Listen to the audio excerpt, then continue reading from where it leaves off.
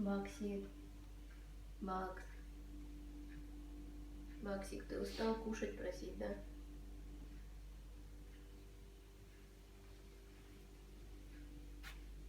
Макся. Ты обиделся? Да? Хорошо. Болтун.